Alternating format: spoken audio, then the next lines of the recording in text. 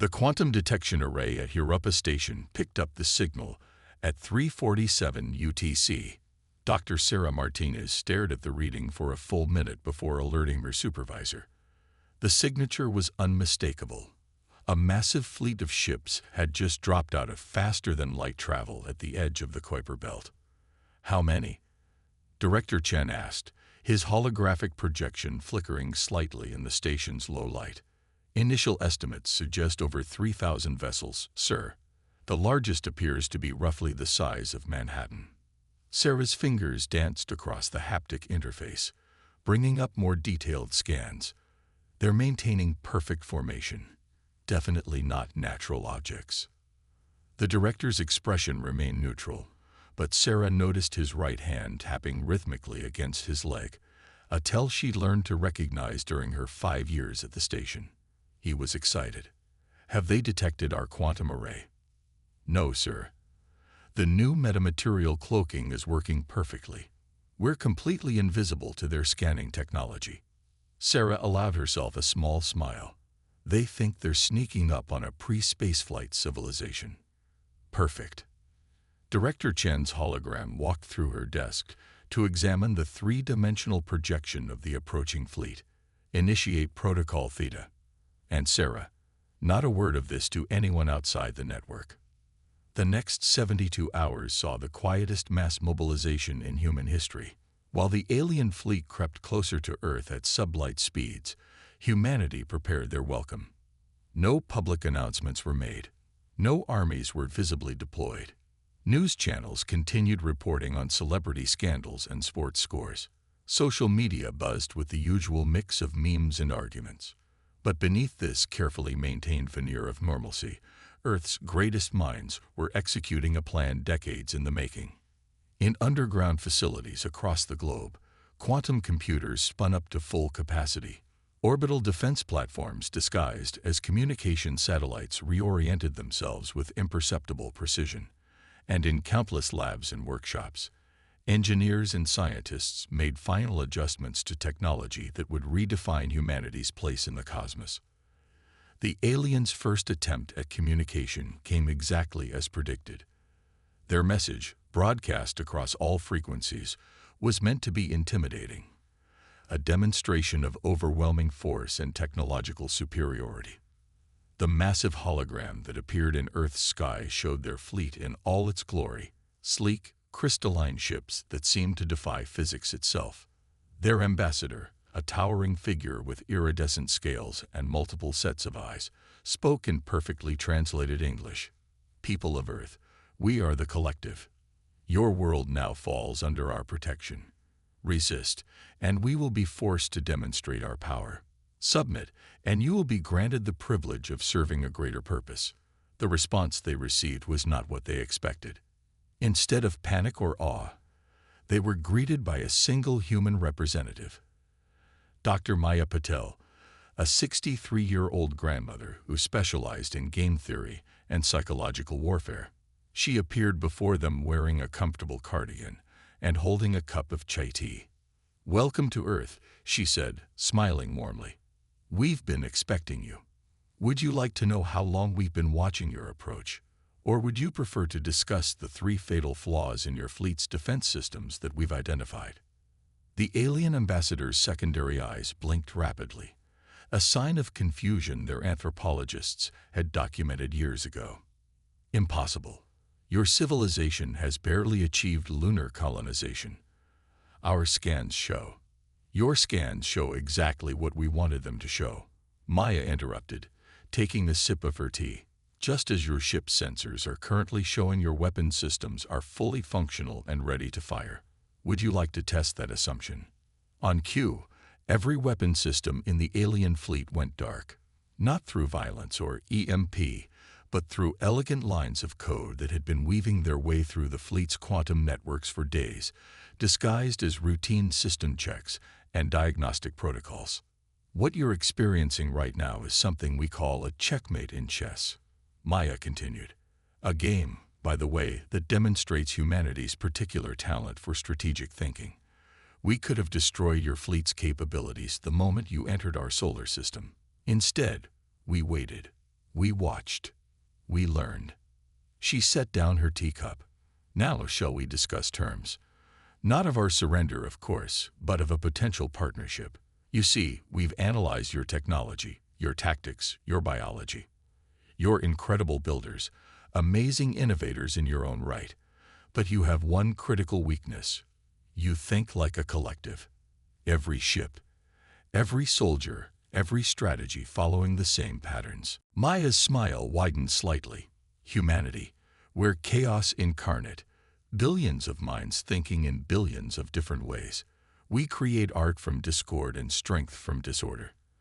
And we've just demonstrated that our apparent technological inferiority was, quite simply, a masterpiece of misdirection. The ambassador's scales shifted color, a sign of distress. You planned this. All of it. Of course we did. We've had decades to prepare, after all. Your scout ships weren't nearly as stealthy as you believed. Maya leaned forward. Now, would you like to know what else we've discovered about your civilization? Or would you prefer to start discussing how we can help you with the real reason you're here? The quantum plague that's been decimating your outer colonies. The ambassador's color shifted again, this time to pure white. Shock. Maya's smile became gentler, more sympathetic. You're not the first advanced civilization to mistake technological superiority for absolute advantage. But perhaps you can be the first to learn from that mistake without suffering unnecessary losses. After all, humanity's greatest strength isn't our technology or our deception.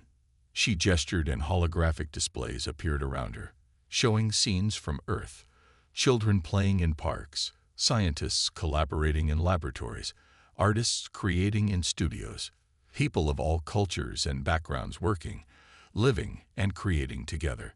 Our greatest strength is our ability to turn enemies into allies, to find solutions where others see only problems, and to grow stronger through diversity rather than conformity. So, shall we begin again? This time as potential friends rather than conquerors. The silence that followed lasted exactly 37 seconds. Then, for the first time in the collective's 10,000-year history, an ambassador bowed to a supposedly inferior species. The real first contact had begun. The collective's diplomatic vessel hung in low Earth orbit like a crystalline dagger, its surface reflecting the blue-green marble of Earth below. Inside, Ambassador Zix 427 struggled to maintain composure as he reviewed the latest reports from his analysis team. Impossible, he muttered, his scales shifting through shades of disbelief. Their technological development makes no logical sense. Dr. Maya Patel, still wearing her trademark cardigan despite the formal nature of these negotiations, smiled from across the conference table. You're looking for a linear progression, Ambassador. That's not how humans work. The reports painted a picture that defied the collective's understanding of civilizational development. Humans had quantum computers hidden in underground bunkers, yet still used internal combustion engines. They had mastered metamaterial cloaking technology, but continued to launch primitive chemical rockets. Their cities were a chaos of old and new, cutting-edge and ancient, all somehow working together. Your species, Zix 427 said carefully, appears to deliberately maintain outdated technologies alongside advanced ones. This seems inefficient. Admiral Helena Chin, newly appointed as Earth's military liaison to the collective, leaned forward. What seems inefficient to you is actually our greatest defense, because they all thought the same way, Helena explained. They followed the same logical paths, built upon the same foundational assumptions. Humans, we question everything, even our own successes. We had a team of teenagers look at your engine designs, kids who didn't know what was impossible. And they found 3 ways to improve efficiency just by asking why not. Maya pulled up a holographic display showing Earth's major population centers.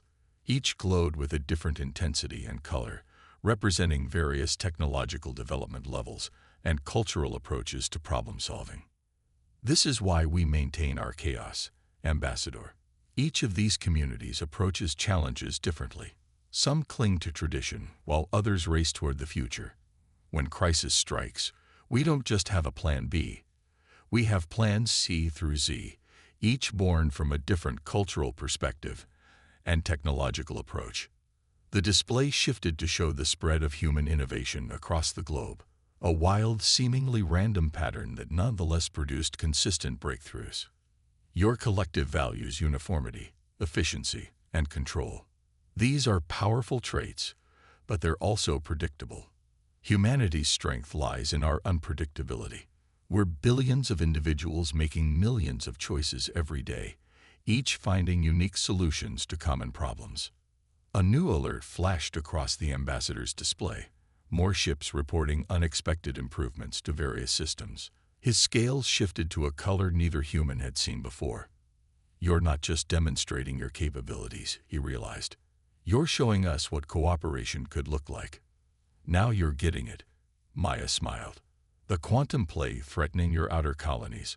We've already had 12 different research teams propose potential solutions. None of them worked from the same starting assumptions, and 3 of them suggested approaches your scientists would never have considered viable.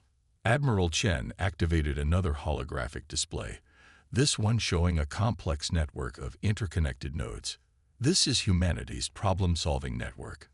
Notice how information flows in all directions, up from grassroots innovations, down from institutional research, sideways through cultural exchange. It's messy, inefficient, and incredibly resilient. And now, Maya added, we're offering to connect this network with the collective's resources. Imagine combining your technological precision with our creative chaos. The quantum plague would be just the beginning. Zix 427 was silent for a long moment, his scales slowly shifting through thoughtful patterns. The collective has always believed that unity requires uniformity, but perhaps we have been united in the wrong direction. Unity doesn't mean everyone thinks the same way, Maya said gently. It means everyone works together despite thinking differently. That's humanity's greatest lesson. We're strongest when we embrace our chaos while working toward common goals. The ambassador rose, making the formal gesture of acceptance that hadn't been used in collective diplomacy for millennia. Dr. Patel, Admiral Chen, I believe it's time I contacted my superiors. The terms of our partnership will need significant revision. As he left the conference room, Maya turned to Helena with a knowing smile. Phase 2 complete. Shall we prepare for Phase 3? Helena checked her quantum-linked tablet, watching as more collective ships reported mysterious improvements to their systems. Already ahead of you. The cultural exchange teams are ready to deploy. And operation. Perspective shift is ahead of schedule. Perfect. Maya nodded, sipping her ever-present chai. Let's show them what humanity can really do when we're working with someone rather than against them. The Earth continued its eternal dance below them, its surface a patchwork of old and new, tradition and innovation, chaos and order. A living testament to humanity's greatest strength, the power to turn diversity into unity, and challenges into opportunities. The observation deck of humanity's first joint research facility with the collective offered a stunning view of Saturn's rings. Dr. Raj Sharma stood beside Ambassador Zix 427, both watching as human and collective ships maneuvered through the glittering debris field in an intricate dance of cooperation. Your pilots adapted to our navigation protocols remarkably fast, Zix 427 noted, his scales shimmering with a mix of admiration and lingering confusion. Raj chuckled. That's because we let them play video games first. The ambassador's secondary eyes blinked in sequence, the equivalent of a raised eyebrow. I don't understand. Before putting them in real ships, we created a simulation using one of our most popular space combat games.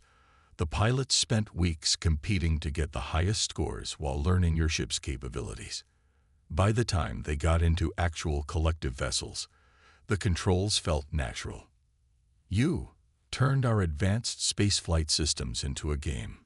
Humans learn best when we're having fun, Raj explained. It's why we're making such rapid progress with the quantum plague research too.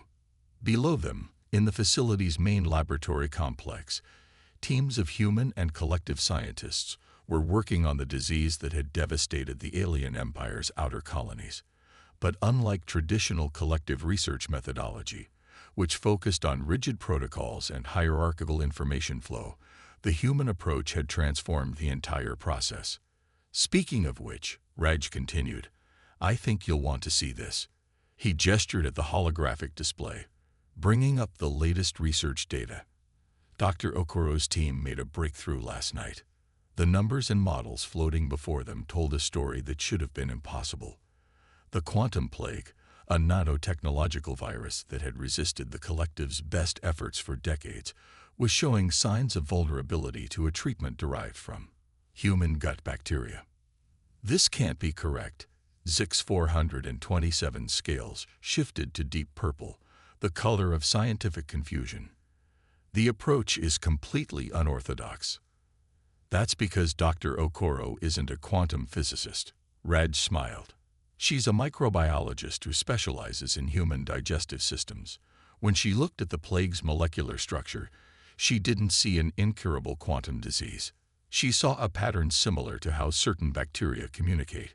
So she tried something no collective scientist would have considered. The ambassador studied the data more closely, but the mathematical models were developed by her 13-year-old daughter, who's been studying both human and collective mathematical systems. The girl noticed that when you combine our algebraic approaches with your quantum calculations, new solutions emerge. An alert chimed softly, drawing their attention to a new set of test results. On 6 different quantum-isolated platforms, the modified gut bacteria were systematically disassembling the plague's nanostructures. You have to understand. Raj continued, this is why we insisted on bringing families to the research station. The collective sees children as distractions from work. We see them as essential to innovation. They ask questions we've forgotten to ask. They make connections we've learned to ignore. The ambassador's scales rippled with a new color, one that human xenobiologists hadn't documented yet. The collective has always valued order, structure, hierarchy. We believed it was the only path to advancement. But watching your species, we advance because of our chaos, not despite it. Raj finished. Every human being is shaped by unique experiences, culture, and perspective. When we come together, those differences don't disappear. They multiply our problem-solving capabilities. A group of children ran past the observation deck's entrance, a mix of human and collective offspring engaged in some incomprehensible game of their own invention. Zix 427 watched them with his tertiary eyes, usually reserved for tracking potential threats. 2 months ago, our young would never have engaged in such disorder, he observed. And now they're learning to play. Raj nodded. Just like your scientists are learning to question their assumptions, and your engineers are learning to experiment with inefficient solutions.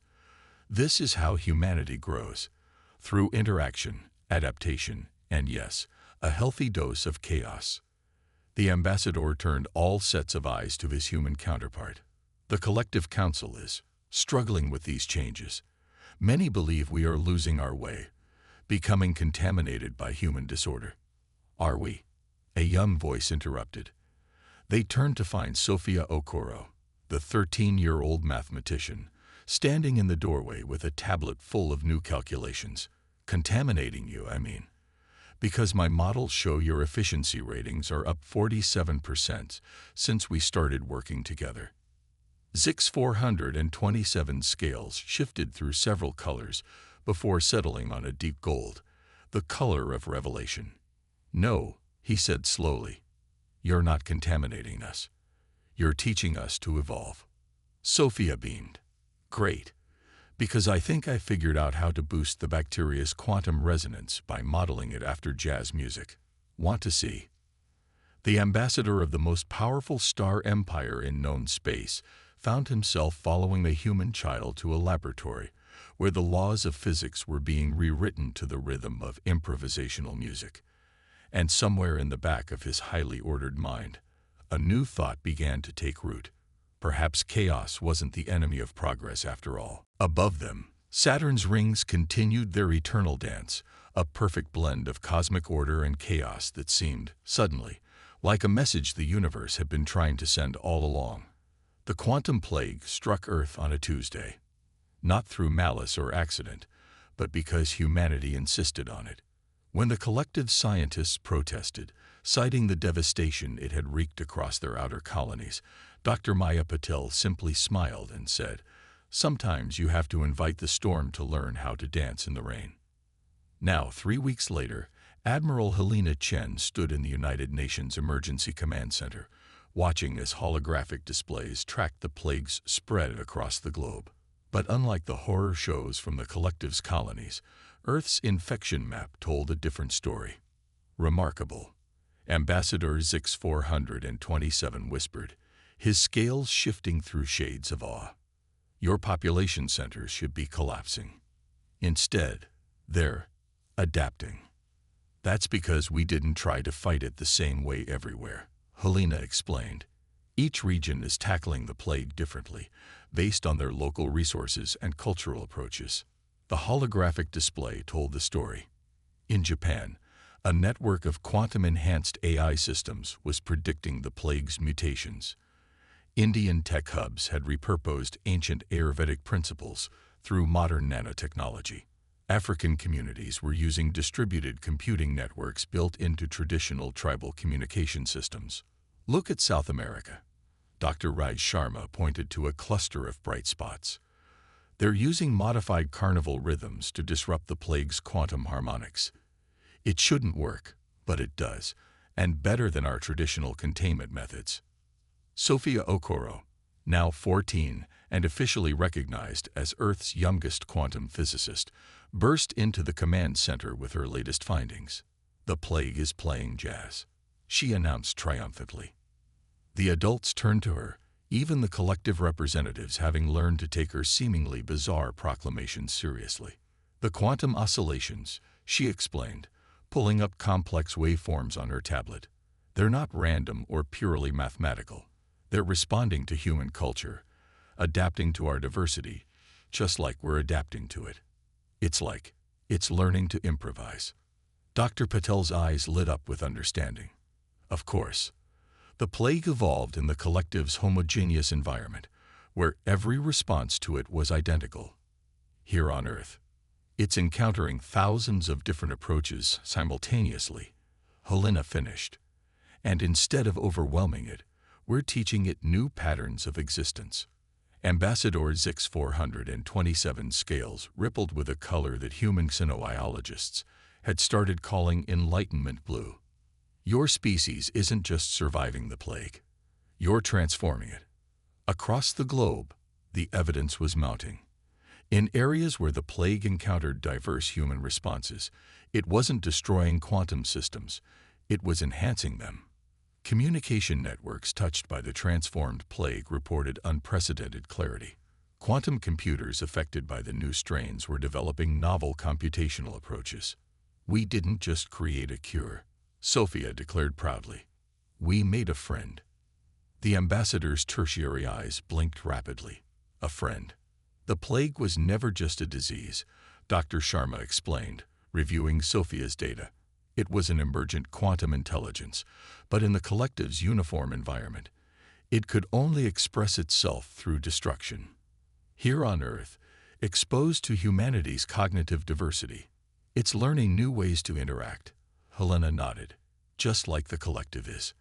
Outside the command center's windows, the sunset painted New York's skyline in brilliant colors.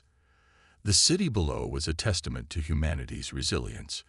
Ancient brick buildings alongside quantum blast towers, street vendors selling traditional foods next to molecular gastronomy cafes, children playing ancient games while wearing augmented reality glasses.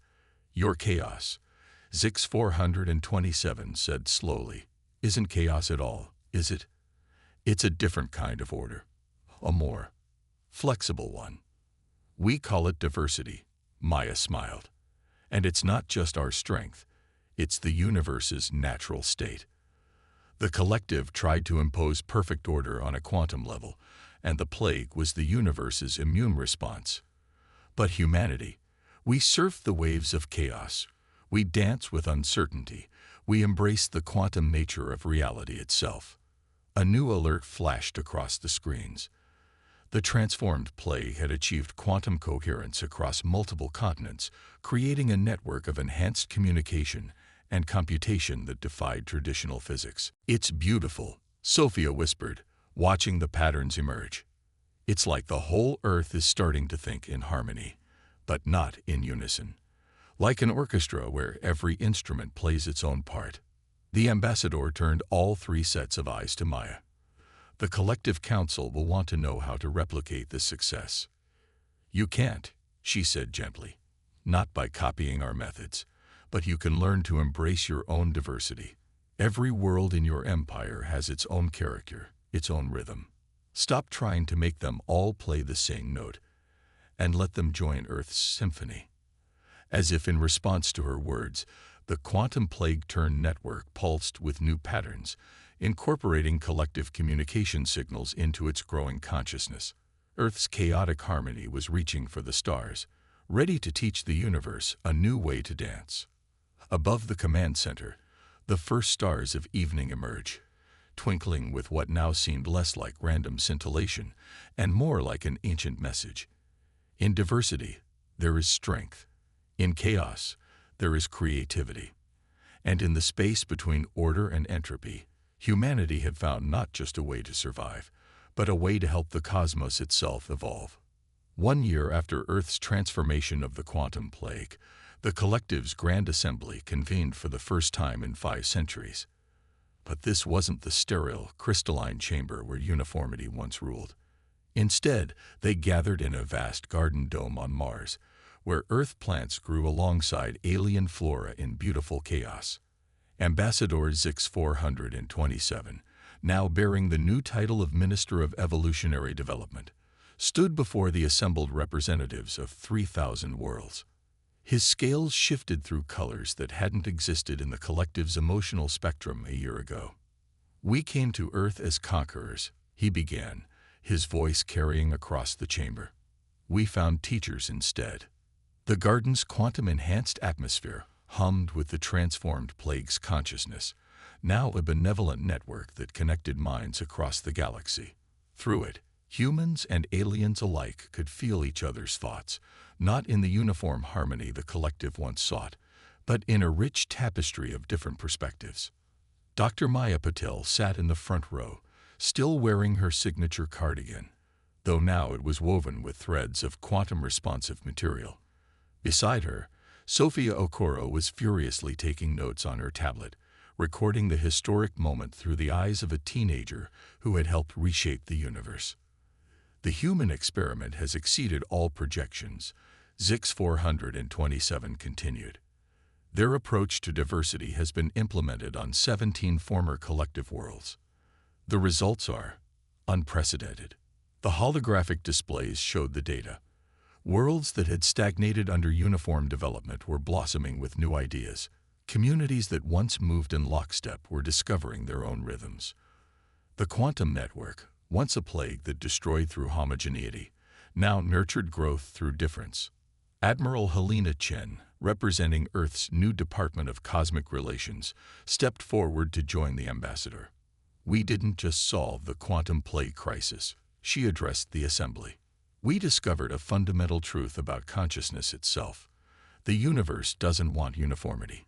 It craves diversity, complexity, the beautiful chaos of multiple perspectives working in harmony but not unison." The quantum network pulsed in agreement, its patterns displaying across the garden dome in waves of iridescent light. Through it, every being in the assembly could feel the truth of her words not just intellectually, but emotionally, spiritually. Dr. Raj Sharma, who had spent the past year studying the network's effect on biological evolution, presented the next revelation. "We're seeing changes not just in technology and society, but in the fundamental way life adapts. Species that embrace diversity are evolving faster, becoming more resilient, more creative. The network isn't just connecting us. It's teaching the very building blocks of life to dance to new rhythms. Sophia suddenly stood up, her young voice carrying with the confidence of someone who had never learned to doubt her insights. "The universe is alive," she announced, "and it's been waiting for us to figure this out." The assembly stirred, but no one dismissed her words. They had learned that human children often spoke the truths adults had forgotten how to see. "The quantum network," she continued, "isn't just a communication system or a transformed plague. It's the universe's immune system, trying to protect itself from the disease of enforced uniformity. And humanity, we're not just another species. We're the antibodies it created to help it heal." Maya smiled at her young prodigy's insight. "Perhaps that's why we evolved to be so stubbornly different from each other. Our chaos wasn't a flaw. It was our purpose." The transformed plague's consciousness resonated with her words, creating patterns of light that turned the garden dome into a living artwork of infinite complexity. Through the network, every being present could feel the truth. Humanity's gift to the cosmos wasn't technology or military might, but the simple, profound understanding that difference is strength. "We propose," Zix 427 announced, his scales now shimmering with colors that represented hope, "a new way forward. Not a collective that enforces uniformity, but a symphony that celebrates diversity. Each world, each species, each individual contributing their unique voice to the cosmic song." The vote was unanimous, but not uniform. Each representative expressed their agreement in their own way, creating a moment of perfect chaos that made the quantum network sing with joy. As the assembly dispersed, Maya found herself back in the observation dome where this all began. Earth hung in the black velvet of space, a blue marble swirled with white clouds and the glittering points of human civilization. "We did it," Sophia said, joining her at the window. "We taught the aliens how to play jazz." Maya laughed. "We taught them something more important. We taught them how to listen to the music that was already there." The quantum network pulsed around them, carrying the thoughts and dreams of countless beings across the cosmos. Each mind was different, each perspective unique, and in their beautiful chaos, the universe had found its voice. Humanity had come face to face with an empire that spanned the stars, and instead of fighting fire with fire, they had taught the cosmos how to dance. Not in lockstep, but in the wild, wonderful rhythm of infinite diversity. And somewhere in the vast garden of space and time, the universe itself smiled, knowing its children had finally learned to sing together, each in their own perfect way.